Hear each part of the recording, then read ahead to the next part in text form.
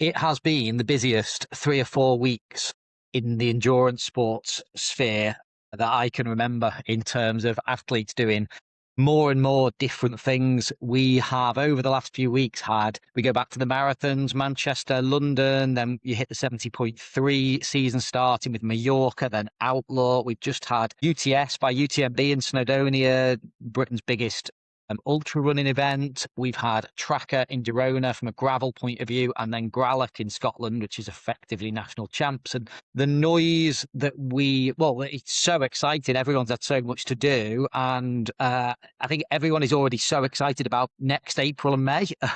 We're getting an awful lot of athletes in comms with us about I think just getting crazy excited about like how much choice there is in the endurance world, and this all stems from, as we always talk about, get yourself fit for 70.3 and you can turn your hand to anything. And I think a lot of athletes are starting to really realise that, and it's been very exciting, and certainly you're seeing a lot of people already talking about what it is they fancy in the endurance world for next spring. I think there's so many different athletes that come to it.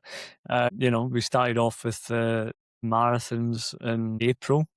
Those amazing world records that still can't quite believe the ridiculousness of them. But we also had a lot of athletes racing, not quite as fast, but doing pretty well. And you're right, one of the kind of big conversations that we've been having in TTT is what races we target as a team next year. And there's been a lot of buzz. There's been a lot of chatter as to which races they should be, because there are just so many. And I think I'll let you say, Phil, but one of the big things is potentially even introducing some more team non-triathlon events for next season. No, absolutely. I mean, especially with Ironman races filling so fast, which is fantastic for the sport. But I think it has made people look slightly further afield. But I also just think social media is really uncovering lots of options for people. I think Alistair Brownlee is a good advocate at the moment of all the different things you can do. I saw him up at Gralloch actually at the weekend. He was doing the new Gralloch Ultra, which is 320k. I'm led to believe it was 7 punctures that forced him out the race at 200 kilometers in. But there's a lot of stuff out there. We always talk about, at the end of your journey through endurance sport, it's just what you experience that matters. And I think social media, actually, this is one of the positives of social media. It does open your eyes to what's out there. We're certainly feeling that from athletes. I certainly get a lot of contact of people from an ultra running, a gravel point of view. I think obviously as I've sort of swapped sports over the last couple of years, and look, I've gone fully the other way, sort of trying to be quite good at one of those. Whereas I think there's a big part of the market, they're looking for diverse experience over the year and to be, pretty rounded as endurance athletes. Maybe, let's be honest, there's only a small part of the market can win their age group at Ironman. There's a huge part of the market that just want to do as well as they can do, wherever that is, 10th in your age group, 20th, 30th, whatever. And then they start going, I'll try a bit of these other sports as well to add to it. And I do think it adds to it. I think it adds to the journey, breaks up the year. I always think as well, one of the biggest signs of insanity is living the same year over and over again. And, that's another reason to go to different event venues. When we're talking about team races, there's always the UK races in triathlon, but we try and mix up what we offer each year abroad, get people to different destinations. And even with our training camps, got a few new destinations in mind for next year. Because people want different stuff. So yeah, very exciting. It's been successful for the team, hey, as well. Some good results. Yeah, we had some really good results. I think we had over 50 athletes racing Outlaw at the weekend, which is phenomenal. I think we're definitely the busiest club in town. But I think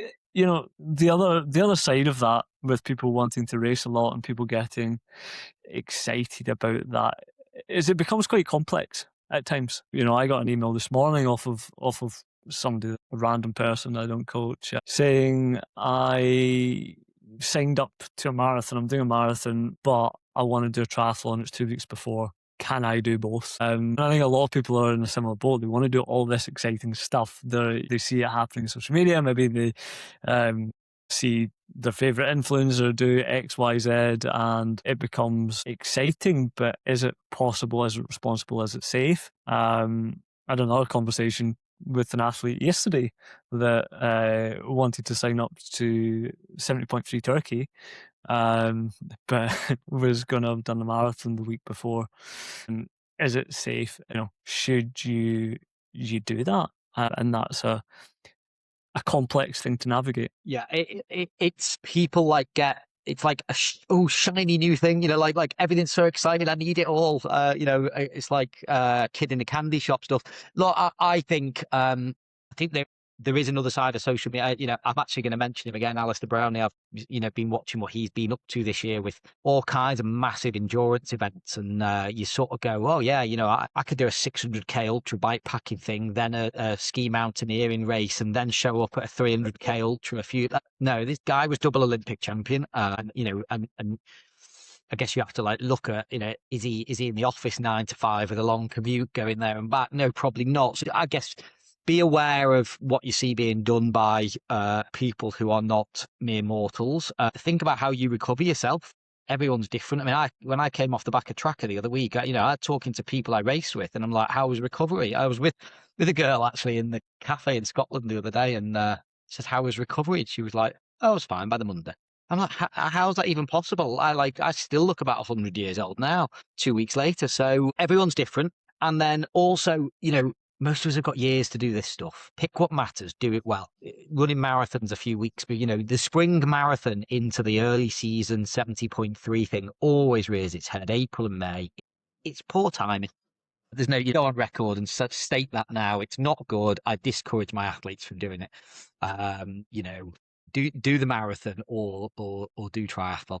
I think that's probably the best example so when I've got people contacting me saying I want to do Tracker next year, a 200 or 350k gravel race, it destroys you for a couple of weeks. You're good for nothing for at least 2 weeks. I mean, I've just raced 2 weeks later, and I barely got to the start line. So even I sort of have probably bitten off more than I can chew this year, and I think anything with running in it is twice as bad. Just the load on the muscles, the impact on the body is just even greater than maybe single sport bike racing. Yeah, it's interesting. That brings me on to something that I experienced at the weekend, and I had a few good conversations over the past few days, so I thought I'd share it. I was doing a track session on Saturday. Best I've felt in years. Finally running times that I could be at least content with. Got 3k into the session, went ping. No warnings, no nothing. It kind of took me down a rabbit hole of why did that happen. I was speaking to my coach at the time about it, and he has done a lot of work with athletes that are sponsored by Nike and all these big brands. And one of the things that they found is it's a really increasing occurrence of these tiny little tears. And I remember back when I first got into the sport, and I used to run in a pair of shoes that were 90 grams each. Flyaway little things, and you would do a hard race, you would do a hard track session, and your calf would be in bits for days. The DOMs would be insane. Now you throw on a pair of carbon shoes and you do not have any DOMs, but then you just overload some specific little fibers just a little bit too much because the calf can't take the tensile load, and it just goes ping. I found it really, really fascinating. And question to that I need to work through is, well, should you do more training in carbon shoes, or should you do more calf conditioning? Should you, which direction does it go in? It's fascinating. I think probably the calf conditioning is a given. Interested, the question I'd have is with a calf strain, how are you going to continue training? Well, through my shoes, we sulked for a couple of days. And then I rested, and I went out a run yesterday, and I went out another run today, and it's fine. I think the key part to that was definitely I felt something very, very small twinge, and I pulled off straight away. Old Grant would have tried to finish the session and ended up not running for 2 or 3 weeks because it was significantly worse. It really wasn't bad, but it was just that it's an interesting world that we're living in right now, and the sport changes. The sport's changing. Yeah, I think look, we did a good podcast quite a while ago, on how to become a better runner as well, and the subject of carbon shoes comes up in that as well. But also talking about like running off road a bit, calf conditioning came up in that, all those kind of things. So yeah, your answer's probably a complex one, and I know the jury is out a little bit on the. I think like anything, it depends, doesn't it? It's an individual case. But whenever you have a little setback like that, you know, the best thing you can do is review why it's happened and try to make it not happen again through your actions going forward, isn't it? So, Yeah. right, we're going to get on to talking a little bit about a lesser discussed element of your fitness, but probably one of the most important things in endurance sport, which is durability. So I think everyone is very, you know, what does a threshold session look like? What does a VO2 session look like? You know, I think everybody knows this. Tell me what a durability session looks like, and people probably look at you a little bit more blankly. So yeah, we're just gonna like, I guess, nearly talk about what is durability. It's a really important factor when it comes to triathlon or any endurance event. I think the best way to describe it is your ability to produce force efficiently towards the end of whatever you're doing, or the how close of a percentage can you get to your maximum at the end. And often, if you look at particularly triathlon from a standard distance all the way up to Ironman or some of these other crazy endurance events, often that's the determinant of whether you have a good performance and whether you have a bad performance. Yeah.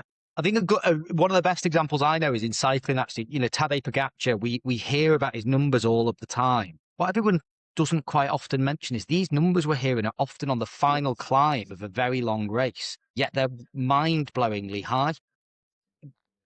You know, can he drop everyone from when everybody's fresh on the first climb of the day? No, well, he doesn't do that. It's later in the race that it happens, and the later it goes, the more people can't stay with him. And you know, triathlon races are won and lost. You know, is it your runability or is it your durability? Is it how close to your fresh runability you are when glycogen depleted or when fatigued that you can perform at? So, you know, if fitness is what you can do fresh, durability is how much of that ability survives the fatigue, is probably a good way to frame it. So, you know, the running triathlon is not done fresh. As we're going to discuss in this podcast, that, you know, even the swim in a 70.3 is an endurance event in itself. So the breakdown during the swim, you know, durability in your swimming counts.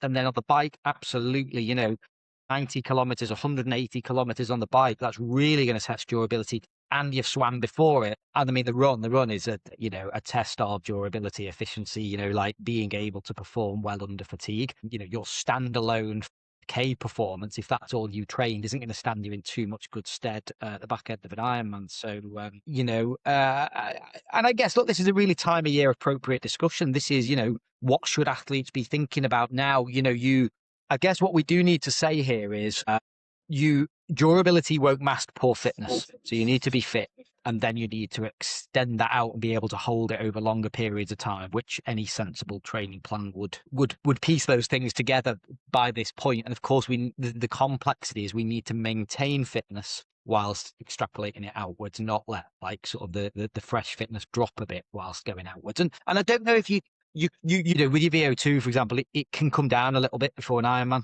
That's okay, because your main focus is, but it needs to be high in the first place, and then don't let it plummet. So, so I guess what I'm saying is, you know, like your ceiling is set, and then what we're about to talk about now is how much of that ceiling you've still got later in the race. Yeah, I mean, durability is quite a complex thing. It's not like your threshold, which is, you know, it's primarily a function of how well you can utilize your aerobic system versus your anaerobic system, right?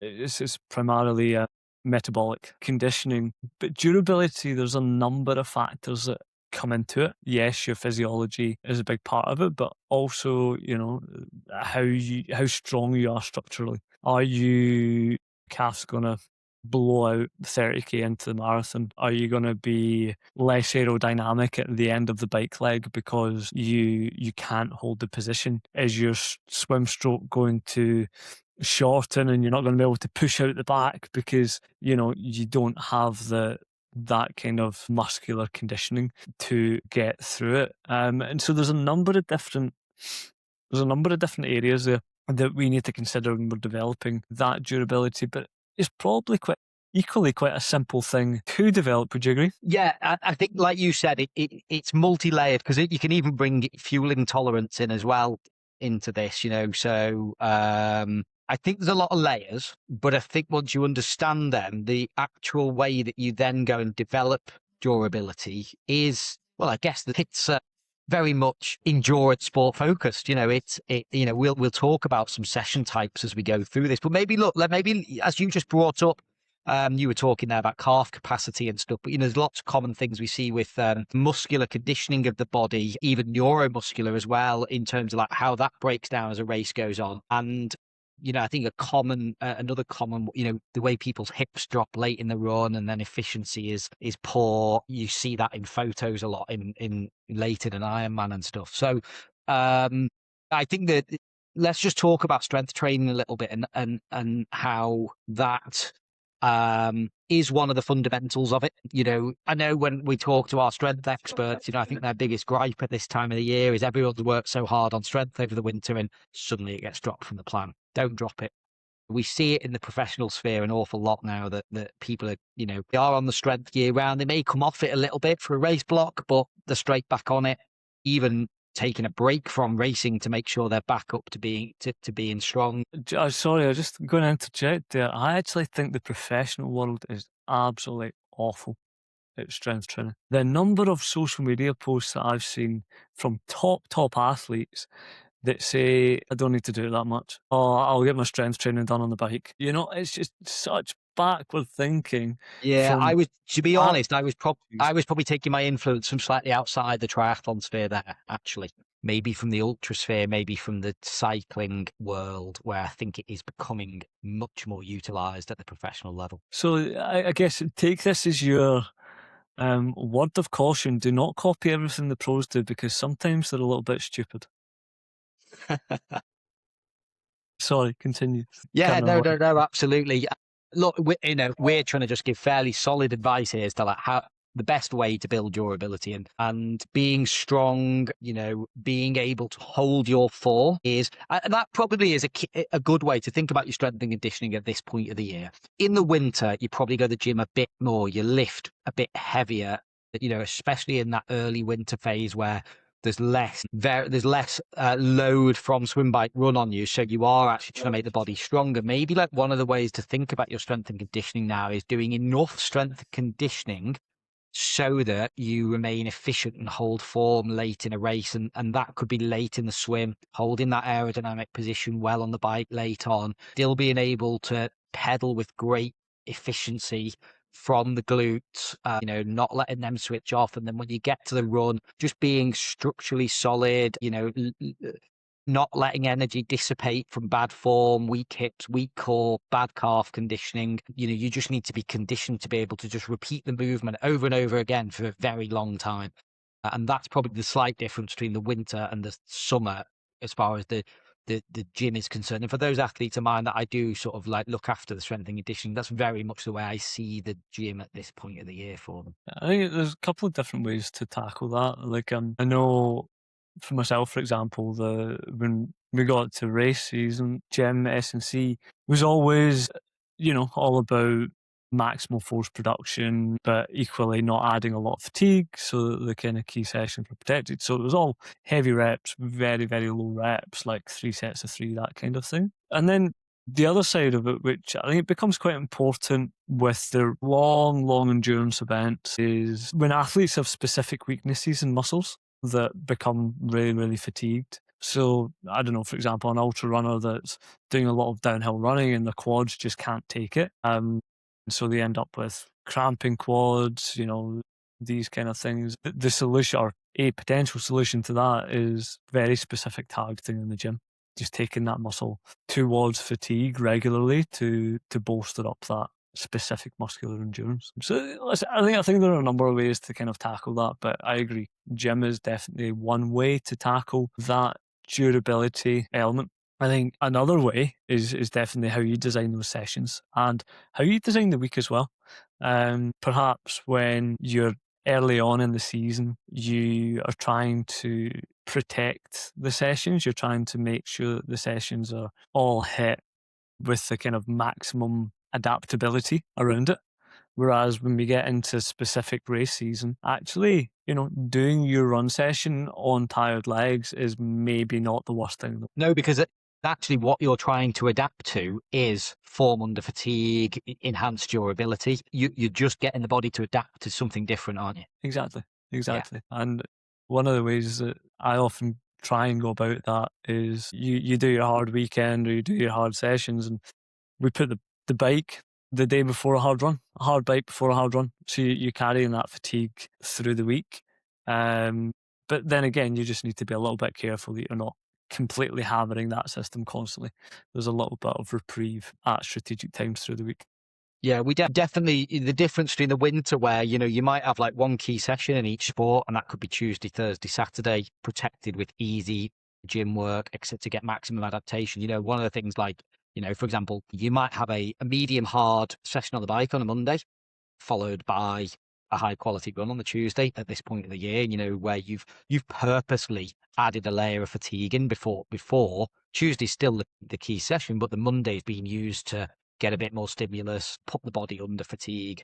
And it probably as well, like one thing I'd say is at this point of the year, I always used to find this. If you were doing, I'll use those 2 days in as an example, the warm up for the Tuesday run, the activation, making sure the right muscles are active, that you do drills and strides. And again, seems to be like, we did that in the winter. Don't need to do that now. Just crack on. Well, actually, if we're trying to train form under fatigue and make sure that, you are doing, it's different for everyone. Some people, it could be mobility. You tighten up from one session to the next, or it could be that, you're doing bigger swim sets, longer swim sets, warm up properly, use some bands. This is like the moment to have the best possible movement patterns and train that throughout the sessions. What do you think about things like introducing a little bit of quality work towards the end of a session? So, for example, I don't know, maybe you do your long run, but then at the end of the long run, you maybe add a few strides to promote that good form at the end whilst you're under fatigue, or maybe it's a key bike session, but instead of doing it at the start or midway through your ride, you put that at the end of your long ride. Yeah, I mean, I think there's various ways to build durability, and you know, let's start with the bike. I think the bike is one that, very long portion of the race. Give a few example ways of doing it. Yeah, I mean, look, don't underestimate the power of the long ride. You'll build durability riding your bike a long way. If you're used to riding 3 hours and you're not used to riding 5, if you ride 5, you'll start to become more durable at the back end. But I think I think that is nearly like early season or base phase, maybe way of doing it, and probably done a little bit less frequently as you come into the race season. So as you said there, backloaded session, could be for Ironman, 4 hours steady and an hour, solid tempo on the way home, sort of backload. You're having to like produce race power or more than race power, glycogen depleted, under fatigue. But I think what people should do is progress that as well. It could be that you do that hour block just after halfway to start with, and you can move it further back as you get better at doing it.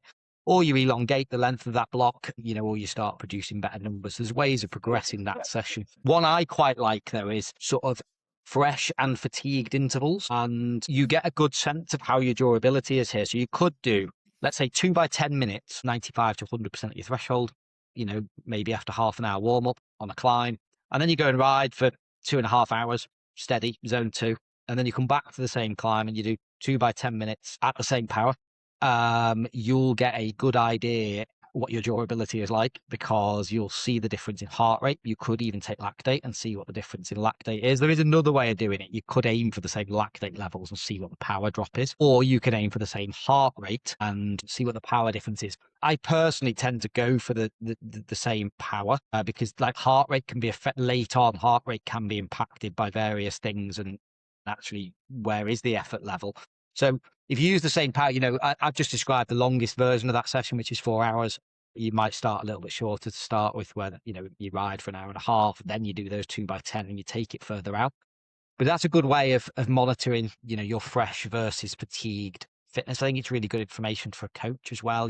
After, I don't even know what that is in kilojoules. It's probably 2,000 kilojoules, 2,500 kilojoules of work. You can look at how much fatigue is set in and how fatigue resistant that athlete is. Because, if athlete A has got a 300-watt threshold and athlete B's got a 285-watt threshold, but after 4 hours, athlete B can still use 275 watts of that, but athlete A can only use 250 watts of that.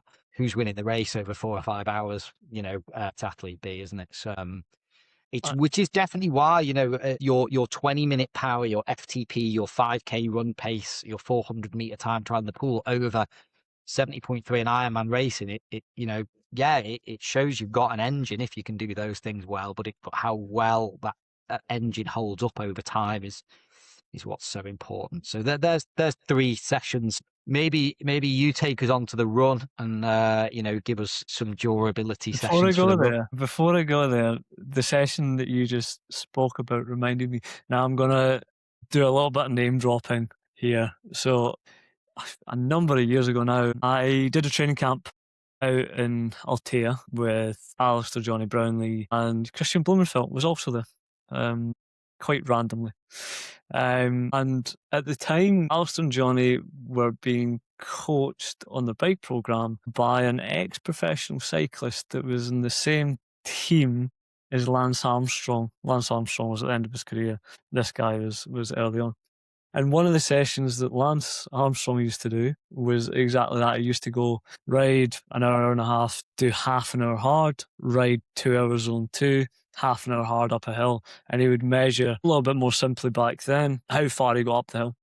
So this is a session that we did during that training camp. And the first hill, there was quite a few of us that were pretty even on that effort. And the second time we did that was where the differences started coming through. And I remember... Come on, who was the most durable and where did you stack up? I want to know. Well, I had the highest watts per kilo. I'm taking that one, which was to Alistair's frustration, I think, at the time. And then, really interestingly, Christian Blumenfeld was the just really, really... It was centimetres behind Alistair at the time. This was back in 2014, 15. So Christian Blumenfeld, he's the same age as me. So sorry, Christian's durability was on a par. Almost as good as Alistair's at the time. I dropped off tremendously on the second one. But yeah, must have been 17, 18, no, 19, 20 years old at the time. And Alistair would have been in mid to late 20s. A few name drops there. But a really important session, quite a fun session if you've got the kind of time and inclination to. I think look, if we talk to athletes about taking sessions outside, I think it's a great one. Pretty much anywhere you can find a 10-minute climb. So, the one I just described of 2 by 10 minutes with about 5 minutes in between, 2 reps on a climb, and then you go. And look, you could do them like you can actually do them.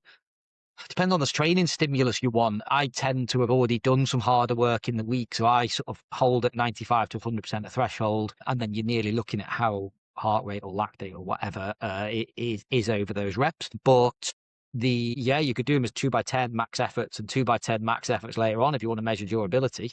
So there's different ways of doing it. But I think outside, I think about where I'm based, the longest version of box hill I could possibly do is about 10 minutes without hitting a flat section, 2 reps of that, go and ride in the Surrey countryside for a couple of hours, come back, do the same again and head home half an hour. Perfect.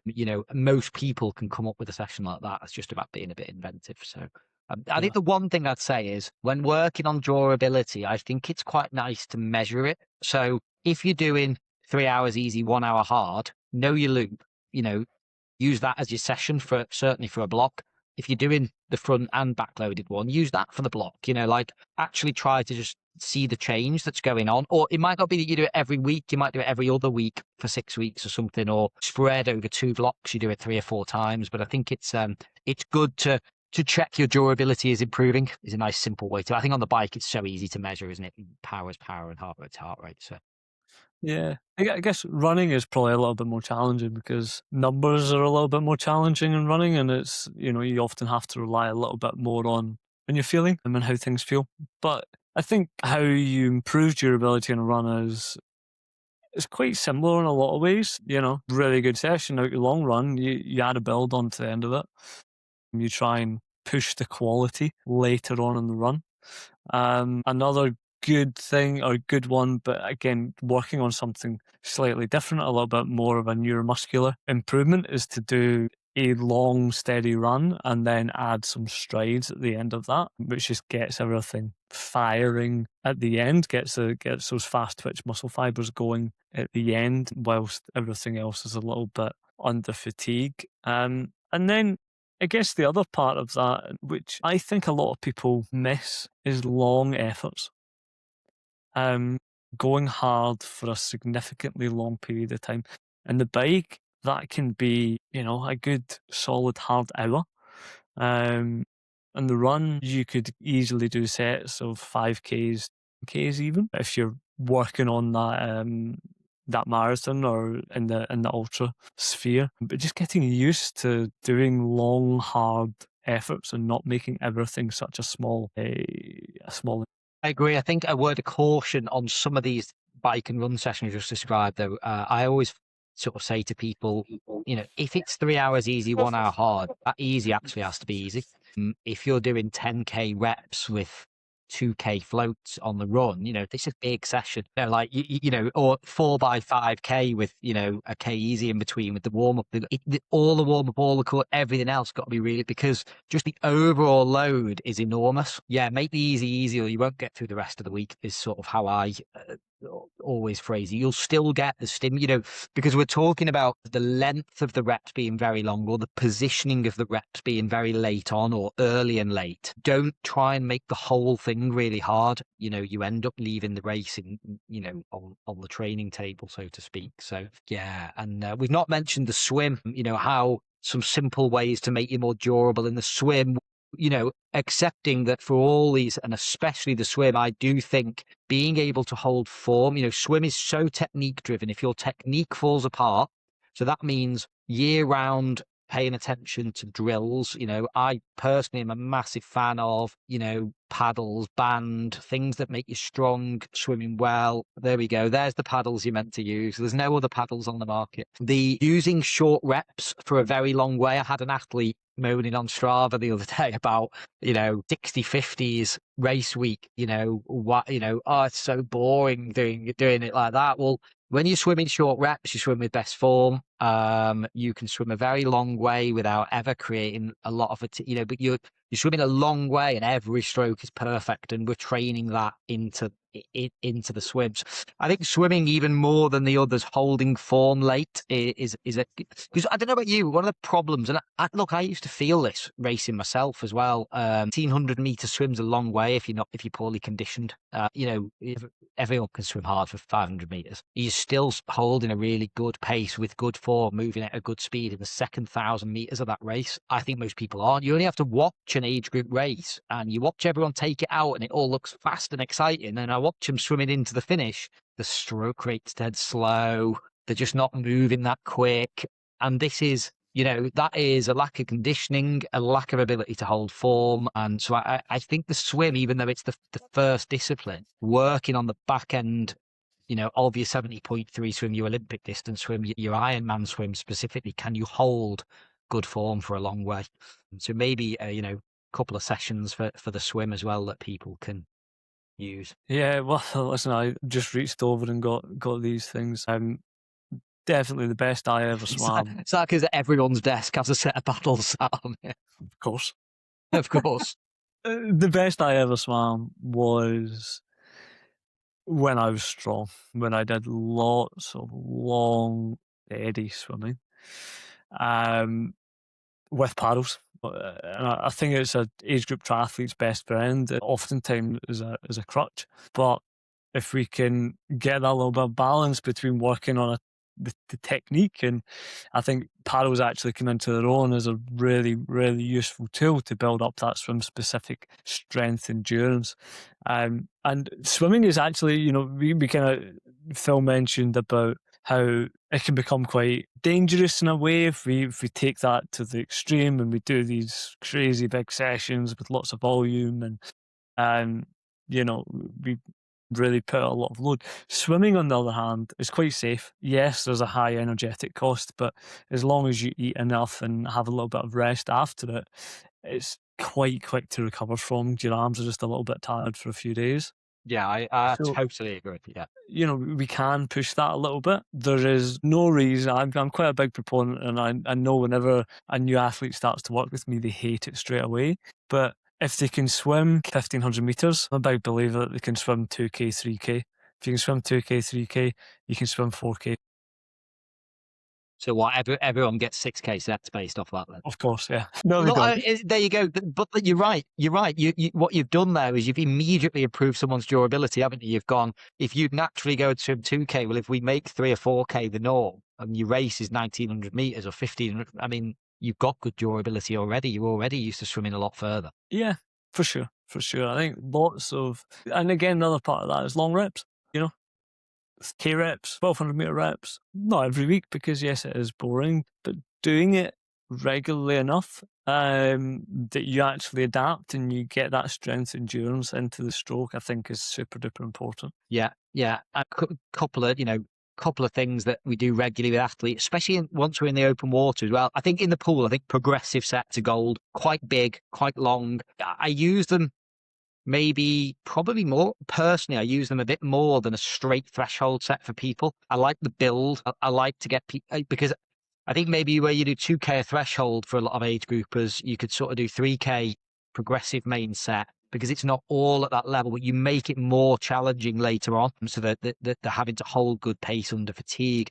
I think in the open water, adding, 30 strokes hard, 30 strokes easy, the swim version of strides, or, developing like power in the stroke late in an open water swim is quite useful, which, you know, in our open water swim podcast the other week, I said like one of my biggest hates is people that just go to open water and they just swim around. So where I'm going to just caveat that a little bit is I have been, some athletes training pretty hard all week. I give them a Sunday swim of go to the lake and enjoy swimming in a nice environment 3 times 1K. But whilst that is just swimming around, it's put at the end of the week, there's some fatigue. We're going to go and get 3 or even 4 times a K for some of these people in open water.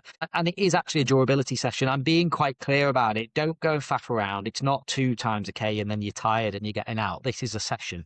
You've got an Ironman coming up. 4 times a K is ideal. It's the final rep that's going to make the difference. Don't get out short because you're a little bit tired. I definitely agree with what you said about swimming. Uh, Being less damaging, you can do a lot of big swims. You can do a lot of swimming over the course of the week if you eat enough. Different set of glycogen stores to what the legs are using as well. So treated slightly differently and no impact. So yeah, I think going for bigger volume and people always talk about swim frequency over swim length. Well, I think to get durable, 3 40-minute swims a week isn't really going to cut the mustard there. I think you do have to, and I do push athletes a bit with bigger swims at this time of the year. I want them to open their training plan and go, oh, God, that's long. That's nearly the reaction that it's because it's a bit longer than they're used to with some harder work later in the swim. And that'll teach them to hold that cadence, hold that pace late in the swims, and you've got to, if you're not conditioned for that, then you've already sort of fallen at the first hurdle in triathlon, I think. So, yeah. One of my favourite comments from athletes is that was boring. And with endurance sport, and we spoke a lot about durability of the kind of physiology of the body, but the durability of the mind, again, is huge when it comes to triathlon and or long endurance sports, and that is something that we train. That's something that we can train. The number of times somebody's training for an Ironman and we start off at 2 hour long ride, 3 hour long ride, and then before you know it, they're doing the odd 5 hour long ride, 6 hour long ride. And then they come back down to 3 hour long ride and you think, oh, that was just like a random steady ride. It was nothing, but their mind had developed that durability to last the distance, to enjoy, well, maybe not enjoy, but be content with going for a long time. And we get into race, you have to be able to concentrate, to focus, to be engaged for a significant period of time. And if we don't train that, then again, we're missing that extra piece of the puzzle. Yeah, I mean, that's a really good point to sort of maybe even like get get to where we wrap up, I have athletes train for an Ironman, 6 or 7 hours on the bike. Physiologically, what's that training beyond a 5 hour ride? 5 hours with a bit of hard work at the end could be, but it's that durability of the mind. The Ironman bike life could feel like nothing to them. People saying stuff's boring. I'll tell you what's boring: sitting in traffic, sitting on your computer in the office. That's boring. Riding your bike's not boring, no matter what you're doing. So it's how you do it, I think. So we're always on at people about trying to get creative with how you do it and planning new routes and riding with different people. And love going back to what we were talking about right at the start. I think a lot of people are looking for alternative ways to make the long stuff more soul filling, shall we say? I think there is a time and a place to. You've got to just churn it out on the TT bike, but you can still make it interesting. You can still go to places. You can still arrange to ride in, a small group of 2 or 3 of equal ability people and make your training enjoyable. So what do they say? Only boring people get bored. I must be terribly boring though. So yeah, look, I hope we sort of have at least opened people's eyes to durability, what it is, maybe a little bit on how you train it. I think how you build it into a training plan is the complex thing. You do have to structure the week right. You do have to accommodate the fatigue from these types of sessions, and build it into a block. And I think becomes quite an enjoyable thing to measure if you get it. But essentially, what you're measuring is your FTP, or your run pace, your threshold run pace after a given period of time or a given amount of energy expended. And looked at that way, I think people get quite interested in the performance side of it. Yeah, you can get quite geeky in the numbers as well, which some people love, some people aren't bothered by. But you can definitely go down a few rabbit holes with that, which is interesting, and we are definitely here for that if you're interested. Yeah, But absolutely. yeah, I think that was a good comprehensive review on durability. And if you've lasted this far in the podcast, then consider yourself a durable athlete. Exactly. Right. Catch you next time.